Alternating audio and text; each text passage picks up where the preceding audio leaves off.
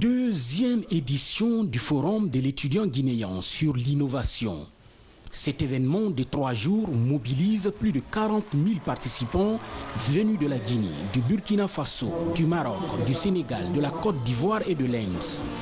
Élèves et étudiants sont venus nombreux. Rehaussés de leur présence, ce forum, initié par le président de la République, qui vise à les orienter efficacement dans leur plan de carrière et leurs projets futurs. Nous, élèves et étudiants de Guinée, nos attentes pour cette deuxième édition sont nombreuses. Il s'agit de la création et de la pérennisation d'une plateforme d'échange entre nous et les acteurs de la vie socio-professionnelle. La disponibilité du Wi-Fi dans nos institutions d'enseignement supérieur, l'équipement de nos bibliothèques numériques et livresques, la pérennisation de l'Observatoire national des métiers, l'institutionnalisation des cadres d'accompagnement visant à édifier les étudiants sur les choix des offres de formation proposées par les différentes institutions d'enseignement supérieur du pays. Et faire de cette deuxième édition du Forum de l'étudiant guinéen une opportunité pour accroître les partages d'expériences entre les universités guinéennes au bénéfice des étudiants guinéens. Ce présent événement permettra sans nul doute aux élèves et étudiants, tout en respectant les spécificités de chacun, de parler d'une seule voix, dans le but de défendre l'intérêt de la communauté scolaire et estudiantine, afin de qualifier davantage le système éducatif guinéen, en pleine mutation aujourd'hui. L'objectif du Forum de l'étudiant guinéen est de mettre en rapport, comme on l'a dit tout à l'heure, les étudiants, les futurs bacheliers, avec les institutions d'enseignement supérieur, aussi bien guinéens et guinéennes qu'étrangères, d'où la présence de ces universités étrangères qui sont parmi nous. Ça, c'est d'une part. Et d'autre part, les acteurs de la formation, afin d'obtenir les informations sur les programmes, les conditions d'admission et d'orientation, les cursus, les diplômes proposés et les débouchés. Et enfin, c'est de créer le contact direct entre les entreprises, futurs employeurs, et les étudiants, les élèves et les jeunes diplômés guinéens. C'est à ce titre d'ailleurs que nous avons invité notre ami Didier Akouité, président, directeur général de AfriSearch, qui est le plus grand cabinet de recrutement sur l'Afrique. Donc il s'agit de regrouper tout ce monde dans un même cadre durant 3 jours, comme je le disais. Donc tout cela dans le but de les orienter efficacement dans leur plan de carrière et leurs projets futurs. En effet, la qualité de la formation et de l'apprentissage reste notre premier défi à relever et retrouver rapidement et dépasser même le niveau de qualité qui faisait jadis la réputation de notre système éducatif. Poursuivant l'objectif de qualifier notre système d'enseignement, le ministère de l'Enseignement supérieur et de la Recherche scientifique a créé, grâce au décret présidentiel, récemment l'Agence nationale d'assurance qualité qui a entre autres missions l'amélioration et le suivi du contenu des enseignements dispensés dans nos universités. Le gouvernement continue à œuvrer pour donner à nos étudiants, nos élèves, des enseignements de qualité en prenant sa part de responsabilité dans la construction de grandes infrastructures qui conditionnent la promotion des secteurs performants de notre économie. Mon département salue tous les efforts du président de la République visant à renforcer la politique des réformes et des grands travaux d'infrastructures amorcés depuis plusieurs années.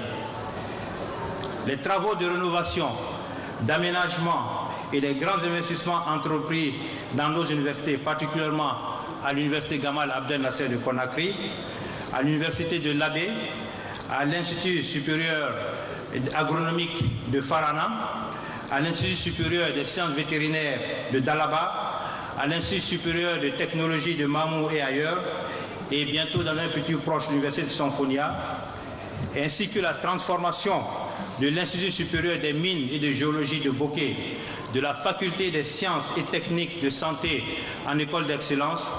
tous seront poursuivis pour rehausser l'image de l'université guinéenne dans son ensemble. Qualifier le système éducatif guinéen à travers une refonte totale, c'est l'ambition affichée par le président de la République. D'où l'organisation de cette deuxième édition du Forum de l'étudiant guinéen sur l'innovation.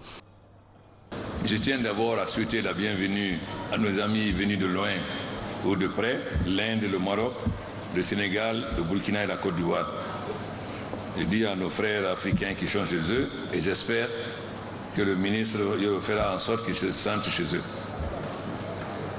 Voilà plusieurs années que nous avons entrepris des réformes structurelles du système éducatif de notre pays. Ces réformes commencent à porter des fruits, mais ce n'est pas encore suffisant. Nous voulons parler de l'université aujourd'hui, mais avant d'arriver à l'université, il faut passer à l'école primaire et au lycée. C'est ce qui conditionne la qualité de l'enseignement supérieur. Nous avons des écoles, l'ENI, plusieurs ENI pour former des instituteurs, et l'ISEC pour former des professeurs de collège et de lycée. La dernière fois, j'ai entendu dire que si le niveau des enseignants au primaire et au secondaire sont mauvais, c'est le gouvernement qui recrute ses amis ou ses amis politiques. Il faut qu'on se dise la vérité aujourd'hui. Le gouvernement n'a jamais recruté ses amis ou ses militants. Comment nous avons nous retrouvé avec des enseignants qui n'ont pas de niveau? Il faut poser la question à la CNTG, à l'USTG.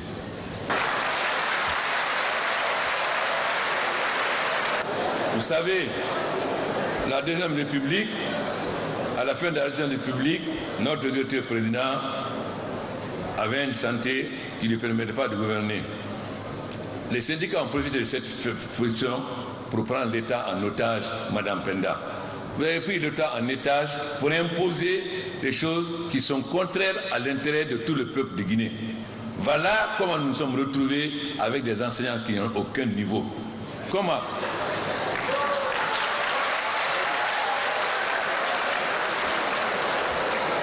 C'est la CNTG et l'USTG qui nous dit qu'il faut recruter tel enseignant. Je vais vous donner deux cas. L'année dernière, nous ont dit de recruter 1600 contractuels qui n'avaient aucun niveau. Je leur ai dit, mais nous venons de mettre en place un comité d'audit avec les enseignants, les syndicats des enseignants, les parents d'élèves et la société civile et les hommes politiques, qui ont montré que les enseignants actuels n'ont pas de niveau. Déjà, si les enseignants n'ont pas de niveau, et vous voulez nous faire recruter des gens qui ont encore moins de niveau. Alors, si vous ne faites pas ça, on va en grève. CNTG, USTG.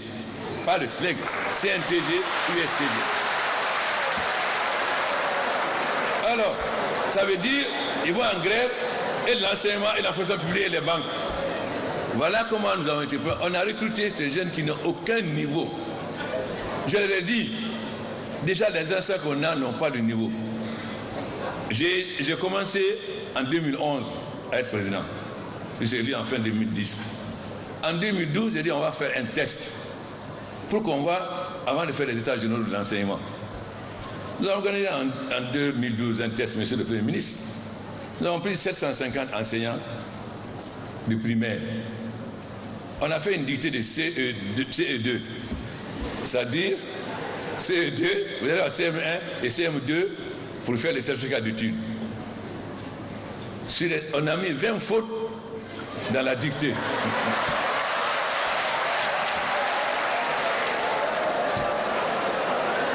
Et sur les 750 enseignants, 75% ont été incapables de trouver ces 20 fautes. Et sur les 75%, 25% ont ajouté des fautes supplémentaires.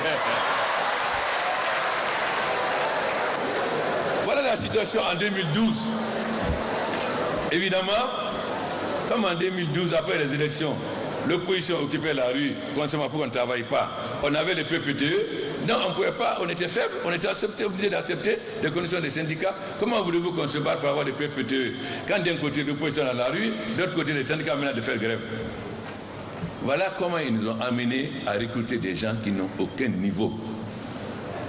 Alors les parents d'élèves doivent se poser la question, n'est-il pas mieux d'avoir une année blanche et de recruter des enseignants sortis de l'ISEC et le LENI que de faire des enseignants qui enseignent des enfants qui n'ont aucun niveau et qui vont former des chômeurs. On doit se poser la question. Pour qu'on ne soit plus pris en otage par les syndicats, il faut que les parents d'élèves commencent à réfléchir. À quoi ça sert de former des enfants qui n'ont aucun niveau? Vous gaspillez l'argent pour former des enfants à l'école, ils sortent, ils n'ont aucun niveau. Voilà concrètement les débats que nous allons faire aujourd'hui dans le monde. En Guinée, pourquoi j'ai décidé qu'il y ait les états généraux de l'enseignement, afin que le peuple connaisse la vérité. Comment les enseignants sont recrutés, qui nous les a imposés, comment. Ça, c'est l'enseignement primaire et secondaire. Sans compter que nous n'avons pas d'école maternelle. L'école maternelle, c'est ce qui permet aux enfants de commencer à s'entraîner. Donc, avant d'arriver au supérieur, désormais, après les états généraux, les enseignants ne seront recrutés que s'ils sont de l'ENI ou de l'ISEC.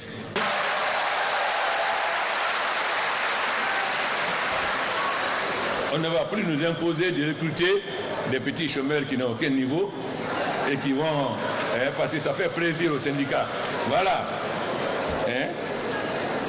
Nous sommes prêts maintenant à ne plus accepter que les syndicats soient un État dans l'État et qu'ils imposent, qu'ils sacrifient l'ensemble du peuple de Guinée pour leurs revendications, en oubliant les fonctionnaires sont combien? Sur 12 millions d'habitants, combien de fonctionnaires? Est-ce qu'on doit prendre en otage le pays et les paysans et les artisans et tous les autres? Et ils ne comptent pas. Alors désormais, nous sommes là pour défendre tout le peuple de Guinée, pas seulement les fonctionnaires ou les enseignants. Chacun doit accepter d'être à sa place et de rendre service, non pas de gagner de l'argent, ne rien faire. D'autant plus que la moitié des anciens ne sont pas en classe, ils sont en ville, ils sont à Mamou, au lieu d'être à Mamou, ils sont à Conakry, ils touchent, au lieu d'être à Tiamou, ils sont à Conakry, ou bien l'enseignement sert de passerelle pour aller dans d'autres fonctions, dans d'autres administrations. Ils gagnent des avantages des anciens alors qu'ils ne sont pas à l'école. C'est pourquoi nous sommes en train de faire le recensement biométrique de tous les enseignants. Ensuite, après, on fera un test.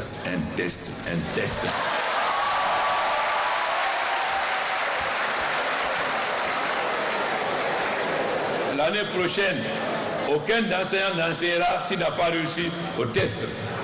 Aucun n'enseignera s'il n'a pas réussi au test. S'il veut la bagarre, je suis prêt à la bagarre. C'est clair. Mais désormais, si on a fait l'ISEC et les écoles d'instituteurs, c'est pour former les enseignants. On va les laisser aller prendre des gens qui n'ont aucune formation? Non. Alors il faut que l'État prenne ses responsabilités et ne craint plus d'affronter n'importe quelle couche sociale lorsqu'elle s'oppose à l'intérêt national, à l'intérêt de la grande majorité des populations. Ça doit être clair, à bon entendeur. Salut.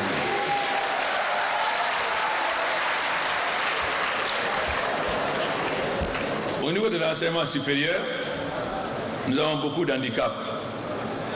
Il faut reconnaître que la Première République a eu à un moment donné une bonne politique qui consiste à envoyer dans les grandes écoles tous les lauréats des écoles. Ça nous a permis de former des cadres de haut niveau. Mais on a abandonné cette politique. Aujourd'hui, nous avons des cadres bien formés. Malheureusement, ils sont à l'âge de la retraite. Ils ont été formés par la Première République. En dehors de cela, nous n'avons pas beaucoup de cadres. Le grand problème de la Guinée aujourd'hui, c'est le problème des ressources humaines. Les ressources humaines. C'est ça notre grande faiblesse. D'où la nécessité d'avoir des universités performantes. Il est fondamental que nous qualifions mieux nos universités afin de pallier à ces instances de ressources humaines. Heureusement, deux choses nous sauvent aujourd'hui. D'abord, nous avons beaucoup de cadres guinéens à l'extérieur qui ont une bonne formation, qui acceptent de rentrer aujourd'hui, même s'ils touchent moins qu'ils touchent à l'extérieur. Et aussi maintenant, il y a les nouvelles technologies. Mais le gouvernement doit prendre ses responsabilités. Vous entendez parler tout à l'heure, votre représentant, parler d'orientation. L'orientation doit se faire de deux façons. D'abord avec les conseillers qui expliquent aux étudiants comment s'orienter. Mais aussi l'affectation obligatoire. C'est-à-dire, une fois qu'on a expliqué, si les gens ne comprennent pas, alors on doit les affecter obligatoirement parce que dans l'économie guinéenne, nous avons besoin de quoi? Nous avons besoin des ingénieurs agronomes parce que la Guinée, la richesse de la Guinée, c'est l'agriculture. Donc, il faut qu'on forme le maximum de cadres dans l'agriculture et dans l'agro-industrie. La Guinée est un grand pays minier. Il faut qu'on forme des cadres dans le secteur minier. La Guinée est un grand pays de barrage, d'électricité. Donc il faut qu'on forme des cadres dans le domaine de l'énergie. Bien sûr, on a besoin de professeurs de lettres et de droit, mais à quoi ça sert de former 100 professeurs de droit quand on a besoin de 10 ? Et de former 10 ingénieurs en énergie ou en mine quand on a besoin de 100. Donc, il faut dans un premier temps, conseil, éducation.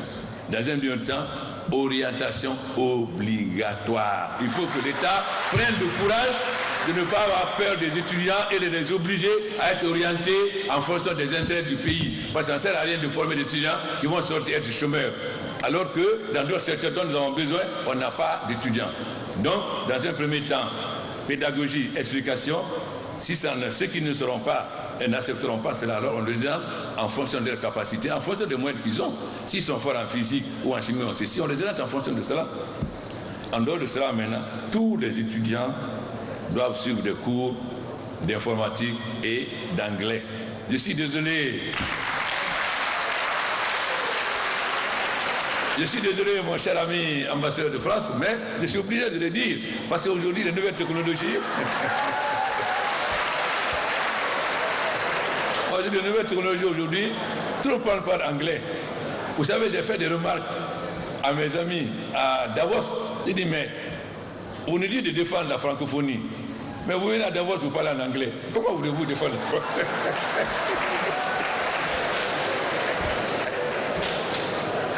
Alors, si les autorités françaises viennent à Davos parler anglais, alors qu'eux, ils sont les champions de défendre la francophonie, et nous, alors il faut que dès l'école primaire, peut-être pas l'école primaire, mais même peut-être, dès l'école ou le secondaire, la première année secondaire, sinon l'école primaire, on commence à enseigner l'anglais. Sinon, on sera défavorisé. Nous avons beaucoup de bourses qu'on nous donne de l'Inde, du Japon, etc. Il faut parler anglais. Lors de mon séjour au Japon, j'ai quand même dit au gouvernement japonais, n'est-ce pas, Excellence, mais il me semble que la langue au Japon, ce n'est pas l'anglais, c'est le japonais. Pourquoi?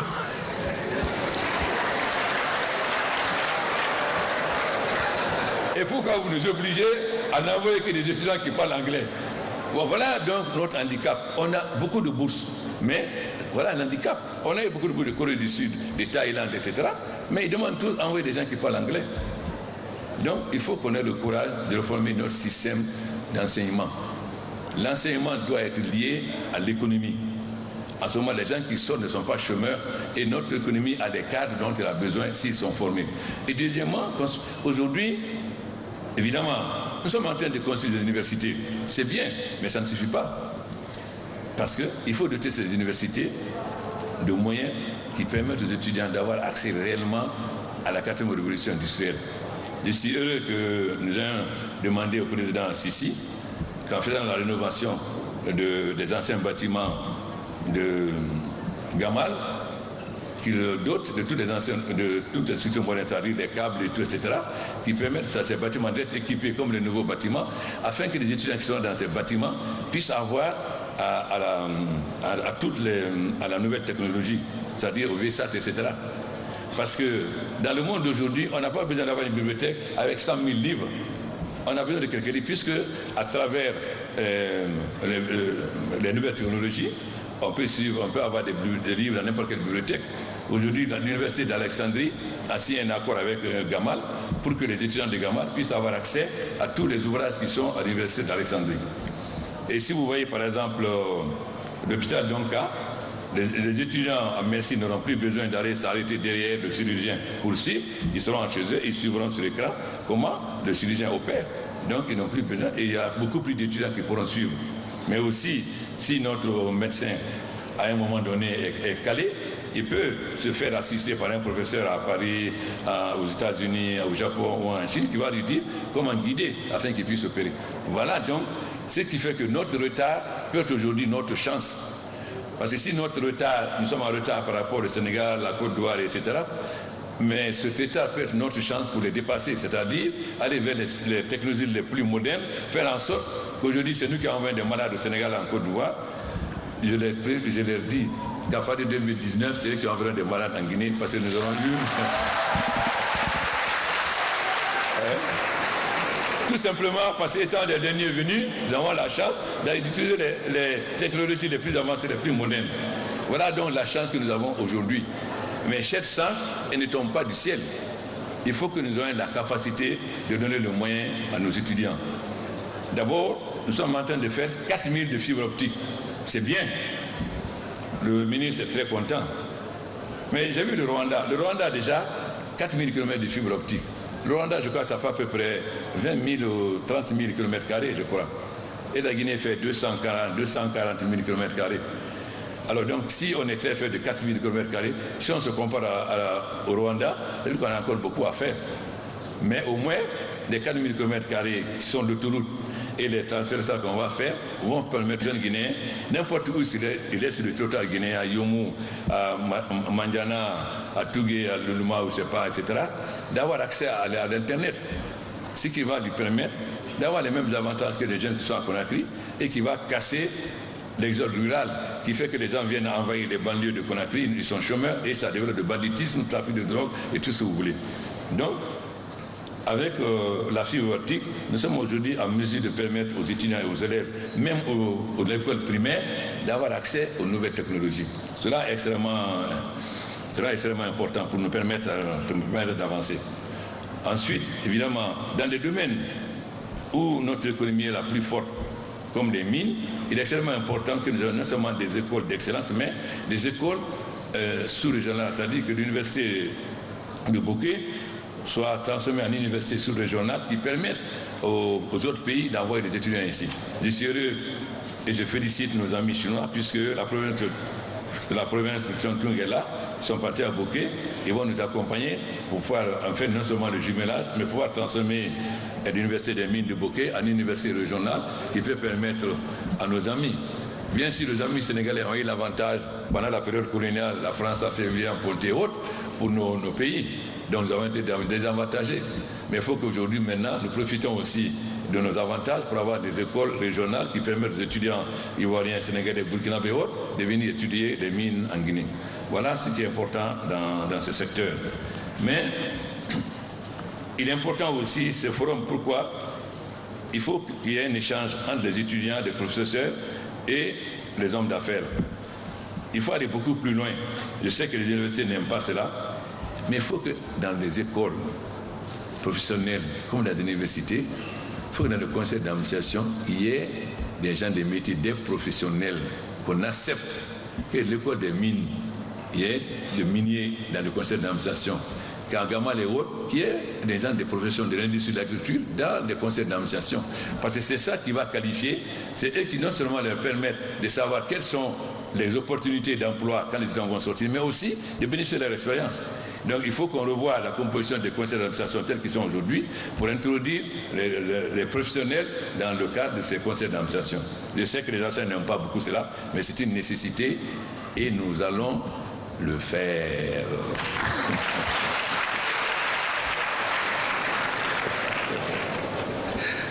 Voilà donc ce que je voulais vous dire et encourager ces forums d'échange. Notre ambition est de faire aujourd'hui que l'éducation, l'enseignement guinéen soit un modèle dans la sous-région.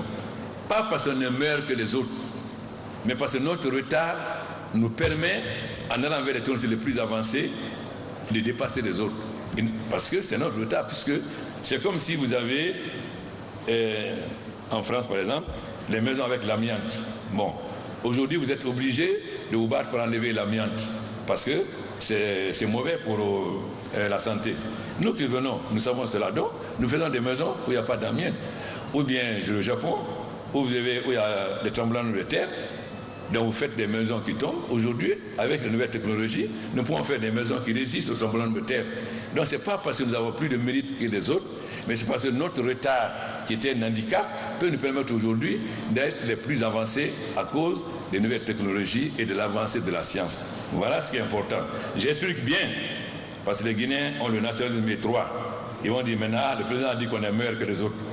Voilà ce que j'ai dit. Hein. Vous voyez, par exemple, nous avons la journée des paysans à 0,12 et 13.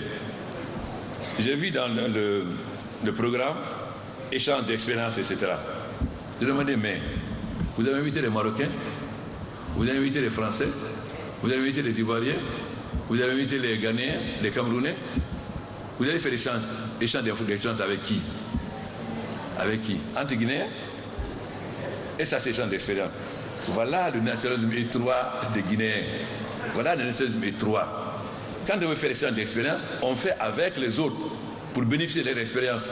Non pas croire que sur notre nombril, croire qu'on est les meilleurs en tout, donc on va être entre nous, on va faire l'échange d'expérience. Non. Donc je suis heureux que vous ayez fait venir nos frères d'autres pays, surtout des gens qui viennent de l'Inde, etc., du Maroc, pour échanger l'expérience avec eux. C'est ça qui va nous enrichir. Kemisti, le premier ministre des Affaires étrangères de l'Algérie, M. Bembela, disait « Enrichissons-nous de nos différences ». Donc ces différences doivent nous servir à nous enrichir. C'est pourquoi, chaque fois que nous devons organiser de tels événements, nous devons faire participer nos amis des autres pays, afin qu'ils viennent, nous bénéficions de leur expérience, mais aussi qu'ils tirent les bénéfices de ce que nous faisons en Guinée aujourd'hui. Donc, il faut que nous soyons ouverts, fiers, mais ouverts et modestes. Ce que je dis des étudiants, nous sommes décidés à mettre à la disposition des étudiants toutes les conditions pour que l'éducation en Guinée soit parmi les meilleures dans le monde.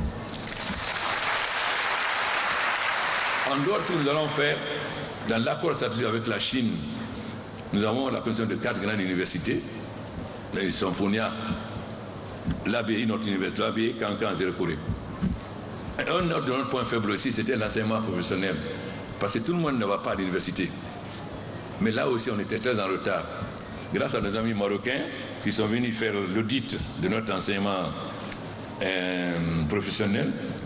Et c'est bon d'ailleurs qu'on diffuse qu'on diffuse le résultat de cet audit pour que les Guinéens voient réellement à quel niveau était leur enseignement professionnel. C'est important que les gens connaissent la vérité. Mais les Marocains ne sont pas arrêtés là. Ils nous ont accompagnés pour transformer notre enseignement professionnel. Aujourd'hui, notre enseignement professionnel sera parmi les plus performants. Mais si ça reste entre nous, on peut dire, comme notre peuple, en majorité, n'a pas été à l'école des Blancs, en français ou anglais, sont en langue, donc ils vont être trompés. Mais il faut qu'ils sachent exactement où nous étions et où nous sommes aujourd'hui. Alors, c'est facile quand j'entends dire, oui, il n'a pas consenti l'université. Mais moi, j'ai été là en 2011, fin 2010, le gouvernement a été formé en 2011. Mais en 2011, 2012, le policier était tout le temps dans la rue.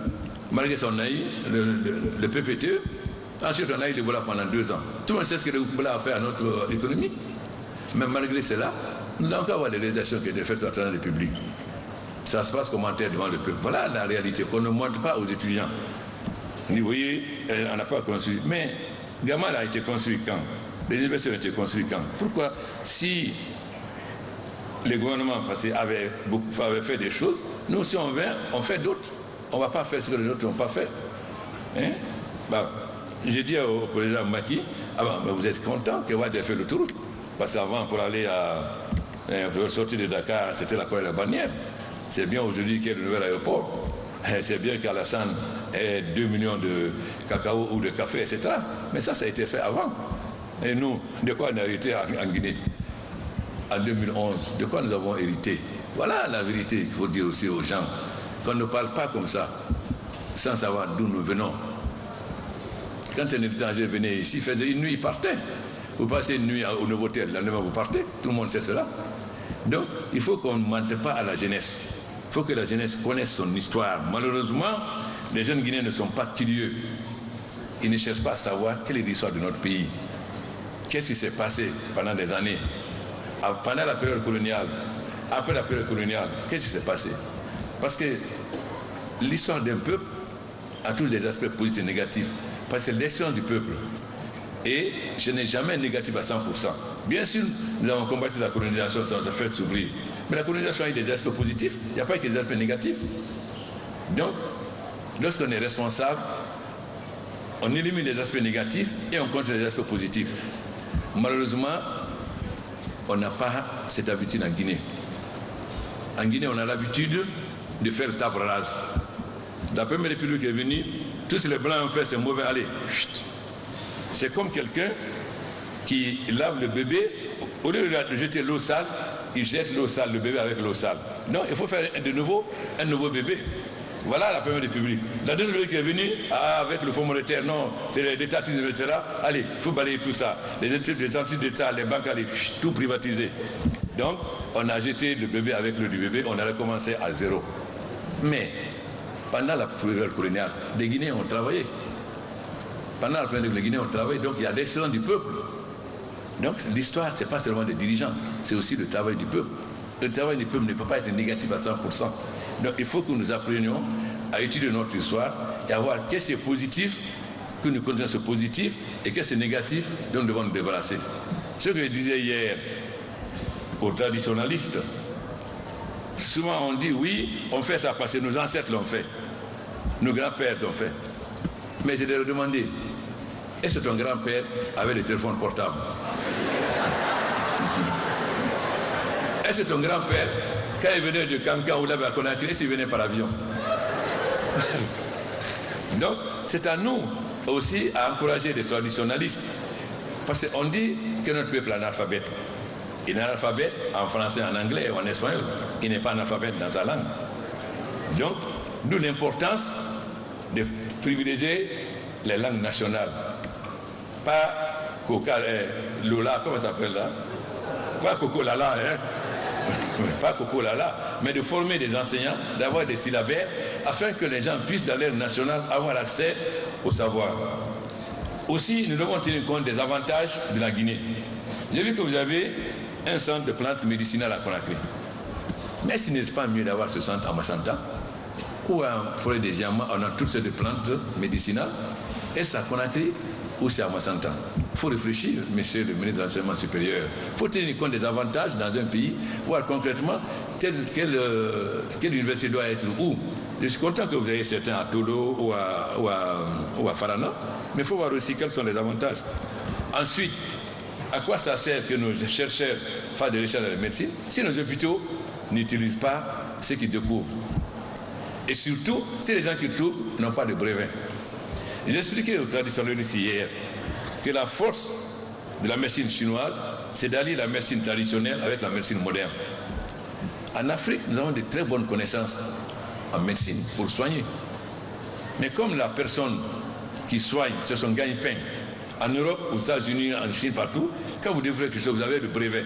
Donc le brevet vous permet d'avoir accès à une rémunération et de transmettre à vos enfants, parce que vous avez le brevet. Mais ici, celui qui connaît en médecine traditionnelle, il est obligé d'en faire quelque chose d'ésotérique, de mystérieux. Parce que si c'était breveté pour le transmettre, donc il connaît la plante qui va guérir, vous allez chercher. Mais va vous dire non, il faut que ça soit à 1h du matin, au clair de lune, etc., pour aller chercher. Pourquoi? Parce qu'il en fait un mystère. Parce que c'est son gagne-pain. S'il le découvre, il n'a plus rien. Par contre, si c'était breveté, il n'en a pas fait. Voilà pourquoi nous devons nous appuyer sur les traditionnalistes pour les aider à ce que leurs connaissances soient transformées en brevet, pour que ceux qui connaissent en médecine viennent renforcer notre système de santé. Il faudrait-il qu'on n'ait pas de complexe. Je viens de voir qu'ils font des médicaments contre le paludisme. Mais les médecins, qu'est-ce qu'ils prescrivent à l'hôpital? Je n'ai jamais vu des médecins guinéens prescrire les médicaments fabriqués contre le paludisme. Alors comment voulez-vous les encourager à faire le paludisme si nous avons le complexe des médicaments qui sont faits en Europe, en Asie ou aux États-Unis? Non. Il faut donc un changement total de mentalité. Perdre ce complexe de l'Occident ou de l'Orient, avoir confiance en nous-mêmes et en nos capacités. Cela veut dire que nous devons utiliser ce que nous produisons. Alors, évidemment, si je parle des révolutions culturelles, on va dire encore la Première République, mais les Guinéens ont besoin d'une véritable révolution culturelle. Ce n'est pas parce que le secteur a parlé de ça que ce n'est pas vrai. Nous avons besoin de changer complètement notre mentalité. Ce qui est valable pour la Guinée est valable pour nos amis du Burkina, du Sénégal, de Côte d'Ivoire. C'est valable pour tous les pays africains aujourd'hui.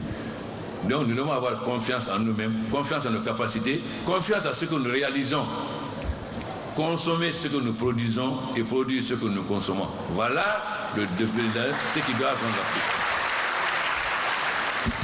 Donc, je souhaite bonne chance à votre forum et j'espère que ça va être un véritable échange entre nos frères venus des autres pays, mais aussi avec les partenaires des hommes d'affaires, afin que les étudiants connaissent quelles sont les possibilités qu'ils ont pour sortir de l'université et ne pas être chômeurs, mais être sûr que quand ils vont sortir de l'université, ils vont trouver du travail et être utiles au pays. Mais aussi, il faut qu'ils soient studieux, parce qu'il ne s'agit pas qu'on mette des moyens à disposition des étudiants, il faut aussi qu'ils aient le courage d'étudier. Mais s'ils passent leur temps à fumer ou à prendre la drogue ou à aller dans les bars, ou, etc., évidemment, ça ne sert à rien de mettre des moyens à leur disposition. Il y a ce que l'État fait, mais il y a des devoirs des étudiants. C'est-à-dire, leur devoir, c'est d'étudier, d'être besogneux, d'être studieux. À ce moment-là, nous aurons des étudiants réellement dont la Guinée a besoin, dont l'Afrique a besoin. Sur ce, je déclare ouvert votre deuxième forum. Pendant 3 jours, élèves, étudiants, chefs d'entreprise et enseignants vont échanger sur plusieurs questions liées à l'orientation de l'étudiant vers un choix en adéquation avec sa formation. Une manière de préparer déjà l'avenir de ces élèves et étudiants. Ici, le président de la République, Professeur Alpha Condé, a visité tous les stands avec différents produits, fruits de l'ingéniosité des élèves, étudiants et chefs d'entreprise.